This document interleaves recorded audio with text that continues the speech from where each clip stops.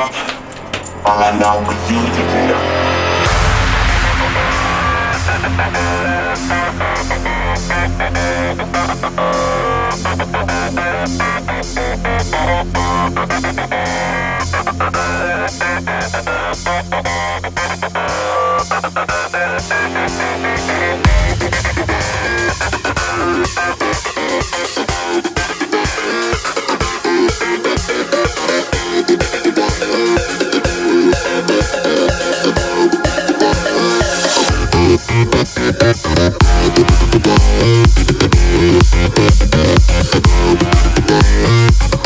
What's happening, y'all homies, homegirls out there? You guys already know what's going down. It's me again, your homeboy, Chan Raphael, aka Raphael Lee, back again with another video. Today's video will be kind of different. We're just gonna answer some of the things that people ask about Eskrima, most especially for defensive and offensive. Did I say that right? Defensive and offensive, in my perspective, about knife disarm, and some two frequent questions that people ask me. Number one question is that, would I fight in the ring? Second is that, what will I do if I have a bigger attacker than me? So before anything else, let me go in explaining the art of knife, which in Eskrima, first thing you're gonna learn in Eskrima is that you're gonna learn the stick. From there, you're gonna transition from the stick to the knife, and everything else will be so easy. Okay, so I always said that the best defense is always the best offense. So it doesn't mean when you say best offense that if you're gonna defend yourself against somebody, like for example, there's like, doesn't matter, tall, small, big, thin, like, you know, attacker that's going to like make not good to you. How do you say that? Like, they're gonna attack you. Yeah, they're gonna attack you in general. Like, they're not any good. They're not doing any good to you. For example, when you say when I say the best defense is the best offense, it doesn't mean that if you see somebody, you're just gonna attack right away. You know what I mean? Because people think that, oh, here's a threat, I need to like attack right away. No, in defense, is that, for example, most especially I'm not gonna talk about a straight grip here or the reverse grip. Okay, so it's just a general thing about knives in particular. So for example, there's somebody's gonna attack you. Every attack or defense or counter attack that you're going to do will always depend on the person who's attacking you. Does that make sense? Like, example, you just can't attack somebody because number one, you don't underestimate everybody who's in front of you. You always think that the person who's gonna do harm to you is always skillful than you. So if you're trying to attack first, God knows what he's doing, and then you're screwed, you know? So knife, most especially, is not there to be seen, it's there to be felt. So for example, you're gonna defend somebody with a knife, because we're an edge weapon practitioner, for example. You pull the knife, so it's not a surprise anymore. So they might get some gun, you know, and any kind of weapon, and then shoot the hell out of you. So it makes sense. So knife is not there to be seen, it's there to be felt. So for example, if somebody attack you from this side, so like they're doing a haymaker, you know, or grabbing you from this side. So in this angle is to be like doing that way. Okay, for example, somebody's gonna attack you from that side. So what kind of defense can I do? Number one, the basic defense. You're gonna block. So you don't need to be good at martial arts or any kind of blocking in order for you to block, because instinct, like human instinct, if you hit somebody, they always like raise their hand. So is that defense? Yes, it is defense. So the basic thing for me to defend myself, like I said, offense, right? First thing, you're gonna block. The time you block from this angle, you cut the hand. After cutting the hand, push. Is that defense? Yes. But the question there is the attacker still a threat? What do you think? No. Yes and no. It depends. Yes and no. You could have pissed him off. Yeah, but if you cut the hand like that, okay, most especially the bicep area, he's hurting. He's hurting. Push. He moved back away. You move back up. You see this distance? This is considered as self-defense. When you have that distance, the next thing you need to do is what? Leave.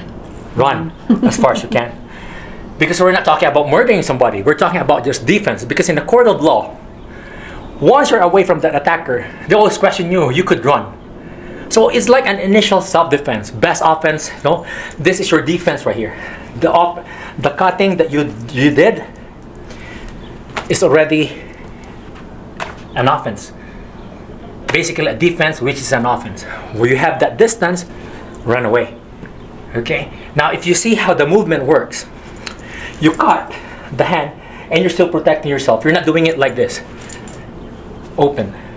Okay? So that just in case you cut the hand and he punches you, you're still protected. You can grab the hand again here and go from a slash. Okay? So best defense is the best offense.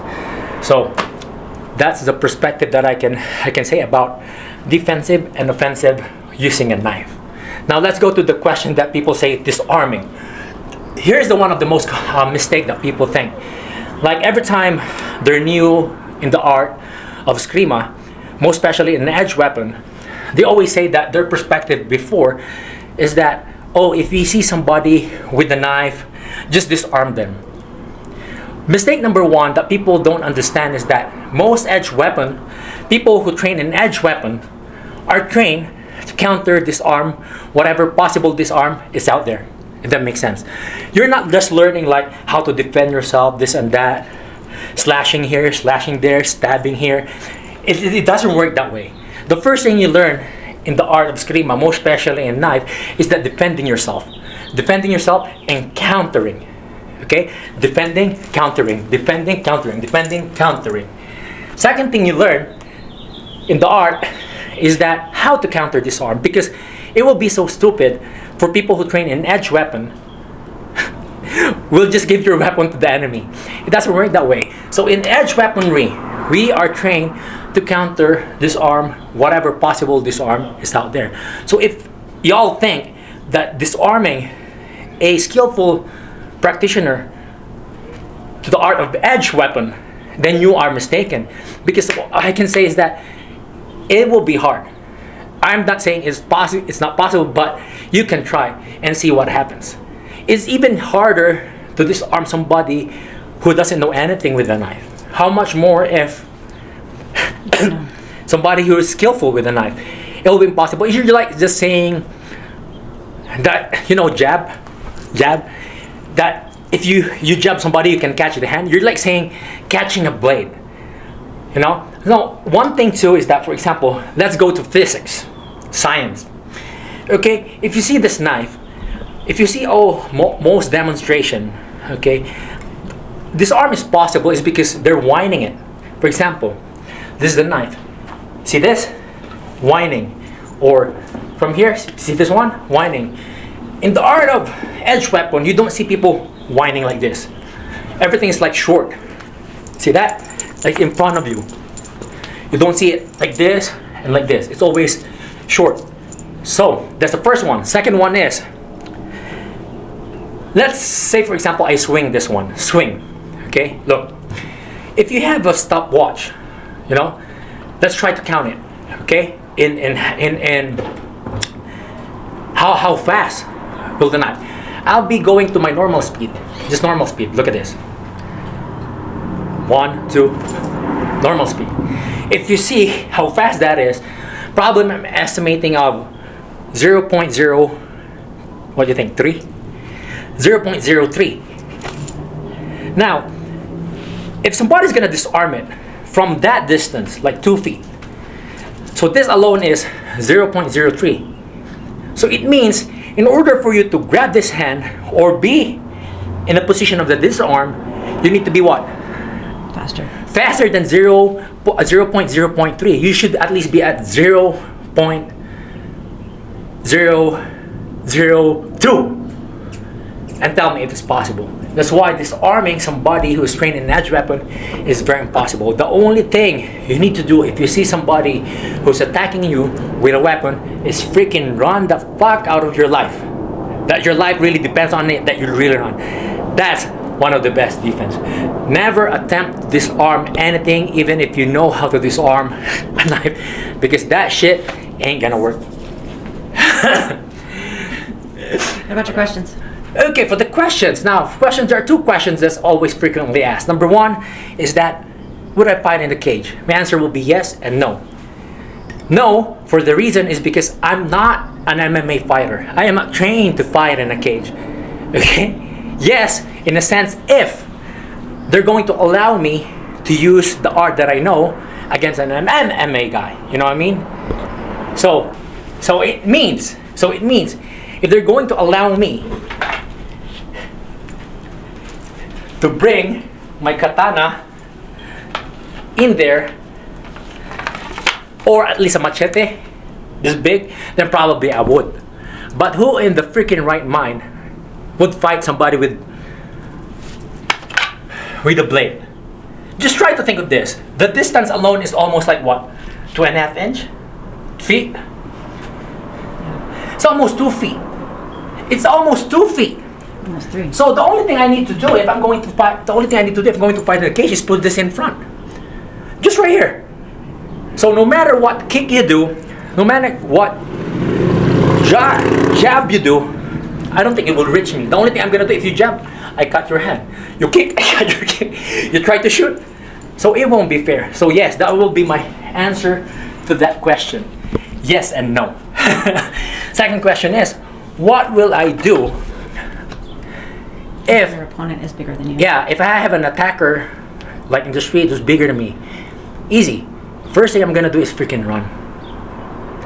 Run as fast as you can. But if your only option is to defend yourself because you can't run anything, then well, I won't fight anybody with a hand-to-hand combat. Because first thing, you don't know how skillful these guys are. You know? So I always defend myself. I won't use the word fight. I will defend myself using the art that I know, which is what? The knife. It's a knife. So basically, so no matter how big this guy is, this knife eventually, because you know from the fact that they can't disarm you. I know that from the fact that they can disarm you. So, but I know from the fact it's just a matter of time that this knife will go through that attacker, regardless of he's just gonna get hurt or he's gonna enter the morgue. But when we're talking about life and death, easy. They grab vital points, neck, everything, push, and go backward. So that will be my answer to all the questions that you know. So, if y'all have any questions, just let me know. Try to answer them. And see you all next time. Hasta mañana, hasta la próxima. Till then, peace out you all. Manananang tila mo, dyan tumbok na yung vlog. Kita-kits sa po niya, ta sa sunod. Peace out y'all, peace out.